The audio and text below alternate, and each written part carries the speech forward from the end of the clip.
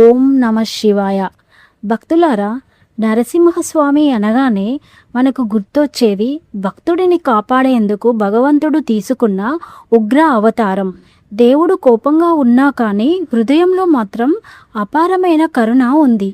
ఈరోజు మనం తెలుసుకోబోయేది లక్ష్మీ నరసింహస్వామి పుట్టినరోజు ఎప్పుడు, ఎందుకు జరుపుకుంటారు, దాని వెనుక ఉన్న అద్భుతమైన కథ ఏంటో ఇప్పుడు ఈ వీడియోలో తెలుసుకుందాం. Hi friends, welcome back our YouTube channel. నేను మీ పుష్ప ఆర్వి.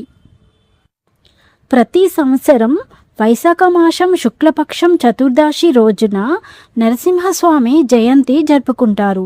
ఈ రోజునే శ్రీ మహావిష్ణువు నరసింహ అవతారంగా ప్రహ్లాదుడిని రక్షించడానికి అవతరించారు. సాయంత్రం సమయంలో సూర్యాస్త సమయం సమీపంలో ఈ అవతారం సంభవించిందని పురాణాలు చెబుతున్నాయి.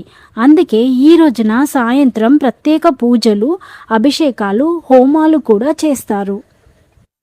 హిరణ్యకశపుడు అనే రాక్షస రాజు ఉండేవాడు.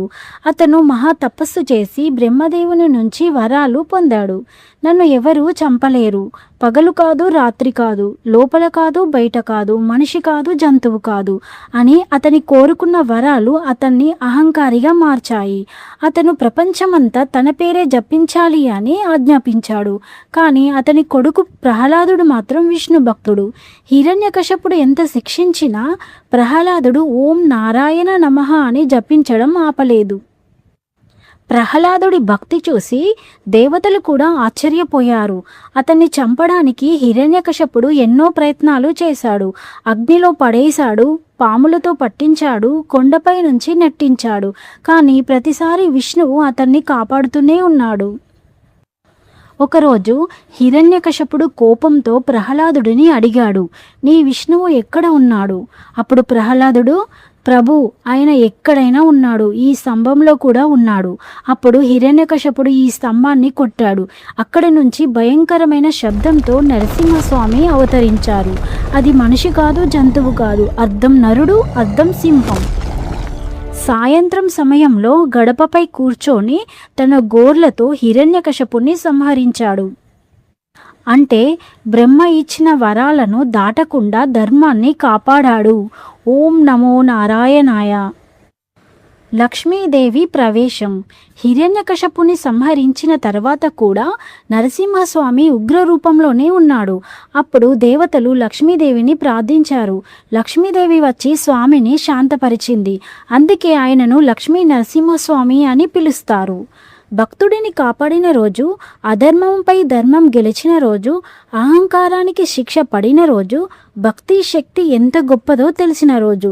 ఈ రోజు ఉపవాసం ఉండి నరసింహస్వామిని ప్రార్థిస్తే భయాలు కష్టాలు తొలగిపోతాయని మన భక్తుల నమ్మకం. ఈరోజు భక్తులు ఉపవాసం పాటించడం, సాయంత్రం పూజ చేయడం, నరసింహస్వామి అష్టోత్తరం చదవడం, విష్ణు సహస్రనామం జపించడం, పానకం వడపప్పు నైవేద్యంగా పెట్టడం, ఈ పూజల వల్ల కుటుంబంలో శాంతి సంతోషాలు పెరుగుతాయి అని భక్తుల నమ్మకం.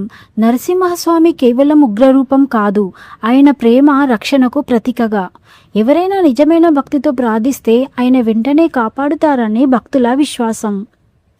ఎంత కష్టాలు వచ్చినా భక్తిని వదలకూడదు. అహంకారం చివరికి నాశనం అవుతుంది. భగవంతుడు ఎప్పుడు తన భక్తులను కాపాడుతాడు.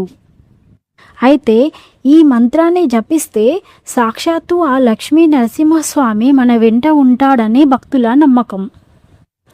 ఉగ్రం వీరం మహావిష్ణుం జ్వాలంతం సర్వతోముఖం నరసింహం భీషణం భద్రం మృత్యోర్మృత్యుం నమామ్యూహం. భక్తితో నమ్మకంతో జపించడం ముఖ్యం. ఓం నమో నారాయణ నమః. ఇప్పుడు పూజా విధానం చూద్దాం. ఇల్లు శుభ్రం చేసుకోవాలి. స్నానం చేసి శుభప్రదమైన బట్టలు ధరించాలి. పూజా స్థలంలో నరసింహస్వామిని ఫోటో లేదా విగ్రహం పెట్టుకోవాలి. దీపం అగరబత్తి సిద్ధం చేసుకోవాలి. పూలు, తులసి ఉంటే ఇంకా మంచిది. కొబ్బరికాయ, పండ్లు, నెయ్యి, దీపం, పానకం, బెల్లం, వడపప్పు. మనసులో కోరికను గుర్తు చేసుకొని లక్ష్మీ నరసింహస్వామి ఆశీస్సులు పొందాలి అని సంకల్పం చెప్పాలి. స్వామిని ధ్యానిస్తూ ఇలా చెప్పండి, ఓం లక్ష్మీ నరసింహాయ నమః, స్వామి మా ఇంటికి ఇచ్చేయండి అని మనసులో అనుకోవాలి. ఉంటే పాలు, నీరు, పసుపుతో అభిషేకం చేయవచ్చు. లేదంటే కేవలం నీటితో కూడా అభిషేకం చేయవచ్చు. పూలతో స్వామిని అలంకరించండి. తులసి దళాలు సమర్పించండి. నెయ్యితో దీపం వెలిగించి హారతి ఇవ్వండి.